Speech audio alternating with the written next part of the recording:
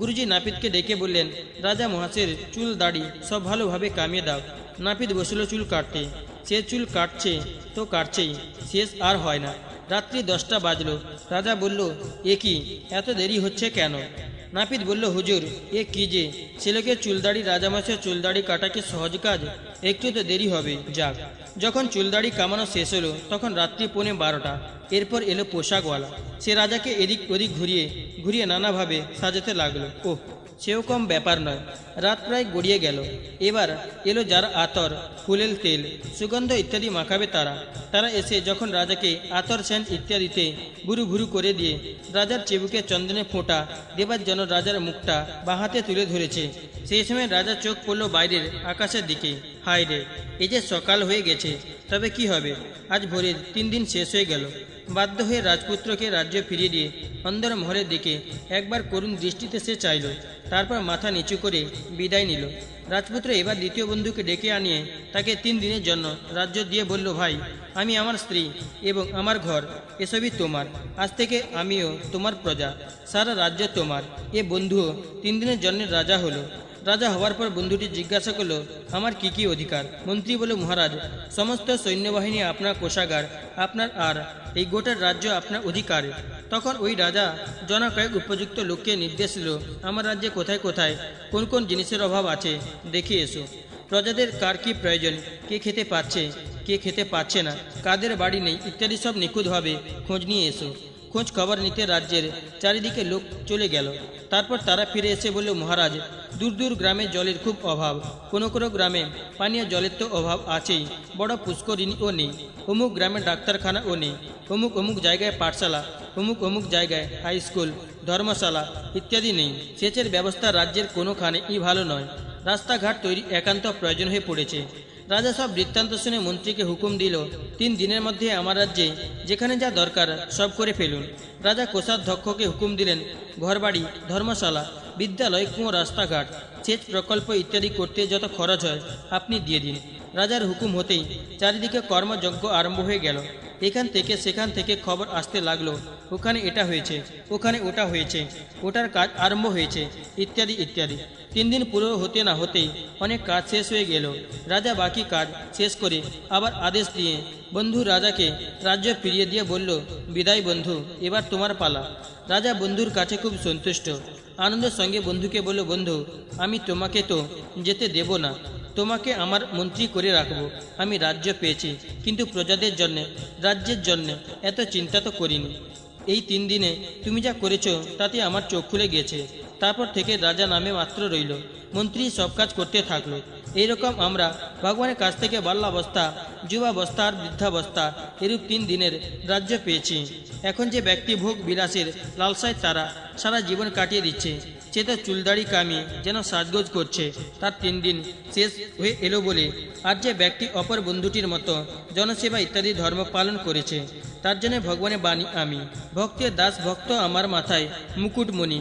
তো ভাই, আমাদের কাছে যে ধন সম্পত্তি, বিষয়, বৈভব আদি আছে, তা দিয়ে সকলের সেবা করো, মানুষের কষ্ট দূর করো। এ রাজত্ব 3 দিনের জন্য পেয়েছি। এখন নিজেকে ঠিক করতে হবে যে বিষয় ভোগের মধ্যে বৃথা দিন কাটাবো না ভগবানের বিশ্বাস ভাজন হয়ে উঠব। লক্ষ্মী আমাদের মা, ভগবান আমাদের পিতা।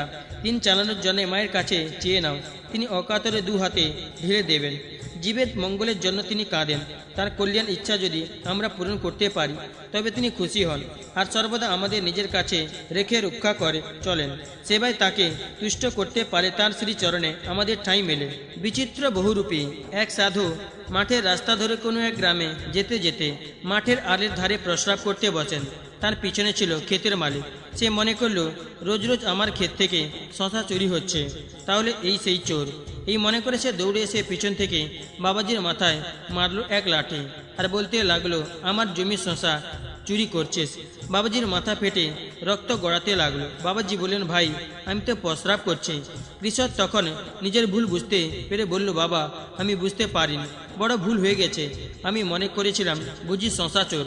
সাধু বললেন, তোর কোনো দোষ নেই, তুই তো চোর ভেবে চোরকে মেরেছিস, আমাকে কেন মারবি? কৃষক বলল, না বাবা, আমি আপনাকে চোর মনে করে মেরেছি, এখন আমি কি করি? সাধু বাবা বললেন, যাতে খুশি হোস তাই কর। বাবাজি মাথায় রক্ত ঝরছিল, যন্ত্রণা খুব হচ্ছিল। কৃষক তাকে তার গরুর গাড়িতে করে নিয়ে গিয়ে হাসপাতালে ভর্তি করে দিল। ডাক্তার তাকে ঔষধ দিয়ে ব্যান্ডেজ বেঁধে বিছানায় শুয়ে দিল। কিছুক্ষণ পর একজন লোক এক বাটি দুধ নিয়ে এসে বলল, বাবা, এই দুধটুকু খেয়ে নিন, আপনার জন্য এনেছি। সাধু বাবা হাসতে হাসতে বললেন, বাহ বাহ, তুমি কি বিচিত্র রূপধারী, প্রথমে লাঠি মারলে, এখন আবার দুধও খাওয়াচ্ছ। লোকটা বলল, কি বলছেন বাবা, আমি কখন লাঠি মারলাম? মেরেছে অন্যজন। বাবাজি বললেন, তোমাকে আমি চিনেছি, লাঠি তুমিই মেরেছ, আবার তুমিই দুধ খাওয়াচ্ছ। তুমি ছাড়া আর দ্বিতীয় কে আসবে? কোথা থেকে আসবে? আর কি করে বা আসবে? এ শুধু তোমার লীলা। সাধু বাবা যে বোধে ছিলেন তা হচ্ছে বাসুদেব সর্বম। কিন্তু যে দুধ এনেছিল সে ভাবলো বাবাজি হয়তো আমাকে ফাঁসিয়ে দেবেন। সে তো খুব ভয় পেয়ে গেল, তাই সেখান থেকে তাড়াতাড়ি সরে পড়ল। এ গল্পের সারমর্ম এই যে সব রূপে ই ভগবান বর্তমান। গোস্বামী তুলসীদাস তাঁর রামায়ণে শ্রীরামচরিত মানসে বলেছেন, এ জগৎ শুধু রামময়, তাই আমি তাকে 2 হাত জোড় করে 100 কোটি প্রণাম জানাই। নবজন্ম। এক চোর রাজবাড়িতে চুরি করে পালিয়েছে। রাজার সিপাহীরা চোরের খোঁজে বেরিয়ে পড়েছে। চোর খুঁজতে খুঁজতে তারা চোরের পায়ের দাগ দেখতে পেল, আর সেই দাগ অনুসরণ করে তারা চোরের পিছু নিল। চলতে চলতে সিপাহীরা নগরের বাইরে এসে একটা গ্রাম দেখতে পেল। তারা দেখল চোরের পায়ের চিহ্ন গ্রামের দিকেই গেছে। সিপাহীরা চিন্তা করলো, চোর নিশ্চয়ই গ্রামের মধ্যেই আছে, কেননা গ্রাম থেকে বেরোবার উল্টো পায়ের ছাপ তারা খুঁজে পেল না। তারা গ্রামের চারপাশে বেশ করে খুঁজে গ্রামের ভিতরে ঢুকে দেখলো এক জায়গায় সৎসঙ্গ হচ্ছে। তারা ভাবলো চোর নিশ্চয়ই ওইখানে গিয়ে বসেছে। সিপাহীরা তখন সৎসঙ্গের লোকজনদের ঘিরে দাঁড়িয়ে চোরের জন্য অপেক্ষা করতে লাগলো। এক সাধু বাবা সৎসঙ্গের কথা শোনাচ্ছেন, সকলেই শুনছে। চোর ওইখানে বসে পড়েছে। একসময় সাধু বাবাকে কথার মাঝে বলতে শোনা গেল, যে লোক সরল হৃদয়ে ভগবানের শরণ নেয়, ভগবান তার সব পাপ ক্ষমা করে দেন। কেননা ভগবান বলেছেন, সর্বধর্মের আশ্রয় ত্যাগ করে তুমি কেবল আমার শরণাপন্ন হও, আমি তোমাকে সব রকম পাপ থেকে মুক্ত করব। তুমি চিন্তা করো না, যে একবার আমার শরণাগত হয়ে আমি তোমার বলে পরিত্রাণ চাই, তাকে আমি ভবিষ্যতে সমস্ত জন্ম থেকে মুক্তি দান করি। এই আমার ব্রত। এর ব্যাখ্যা করতে গিয়ে সাধুবাবা বললেন, যে নিজেকে ভগবানের কাছে সমর্পণ করেছে, বুঝবে তার নবজন্ম লাভ হয়েছে। তখন সে আর পাপী নয়, শুধু সাধু। অতিশয় দুরাচারীও যদি অনন্য চিত্তে আমাকে ভজনা করে, তাহলে তাকে সাধুই বলতে হবে, কারণ সে আমাতে একনিষ্ঠ। চোর সব শুনল এবং ওখানে বসে বসেই মনস্থির করলো, আমি ভগবানের শরণ নিচ্ছি, এখন থেকে আমি আর চুরি করব না, আমি ভগবানে হয়ে গেলাম। সৎসঙ্গ শেষ হলো, লোকজন চলে যেতে লাগলো। বাইরে রাজা সিপাহীরা দাঁড়িয়ে দাঁড়িয়ে প্রত্যেকের পায়ের চিহ্ন দেখছিল। চোর যেমনি বাইরে এসেছে, সিপাহীরা তার পায়ের চিহ্ন দেখে তাকে চিনতে পারল। চোরকে তো রাজার কাছে এনে হাজির করা হলো। সিপাহীরা রাজা মহাশয়কে বলল, মহারাজ, চোরকে ধরে এনেছি, এই লোক রাজবাড়িতে চুরি করেছিল। রাজা চোরকে জিজ্ঞাসা করলেন, এ বাড়িতে তুমি চুরি করেছিলে?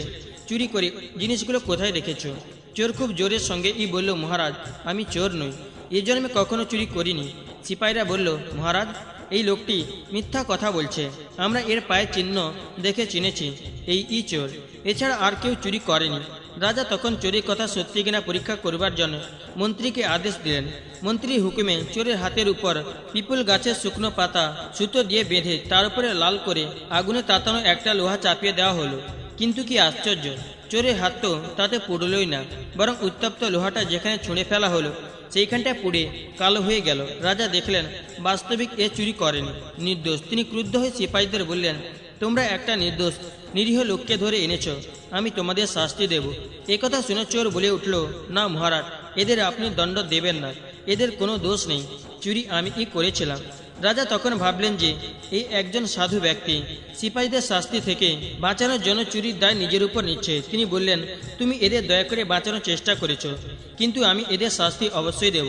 চোর বলল, মহারাজ, আমি মিথ্যা বলিনি, চুরি আমিই করেছিলাম। আমি চুরি জিনিস সব জঙ্গলের মধ্যে লুকিয়ে রেখেছি, ওখান থেকে এনে দেখাতে পারি। রাজা মহাশয় তখন তার লোকজনদের চোরের সঙ্গে পাঠালেন। চোর তাদের জঙ্গলে যেখানে চুরি করা ধনরত্ন লুকিয়ে রেখেছিল সেখানে নিয়ে গেল। চুরি যাওয়া সব জিনিস নিয়ে এসে রাজার সামনে রাখা হলো। রাজা তাই দেখে খুব আশ্চর্য হয়ে বললেন, তুমি চুরি করেছিলে, অথচ আগুনে তোমার হাত পুড়ল না কেন? আমার মাথায় তো কিছুই আসছে না, ঠিক ঠিক বলো তো কি ব্যাপার? চোর বলল, মহারাজ, আমি চুরি করে ধনরত্ন মাটির তলায় পুঁতে রেখে গায়ে গিয়েছিলাম। ওখানে এক জায়গায় সৎসঙ্গ হচ্ছিল, আমি সেখানে লোকজনদের মাঝে বসে পড়ি। সৎসঙ্গে সাধুর মুখে আমি শুনলাম যে যদি কেউ ভগবানের শরণ নেয় আর শরণ নেওয়ার পর প্রতিজ্ঞা করে যে সে আর কোনোদিন কোনো অন্যায় কাজ করবে না,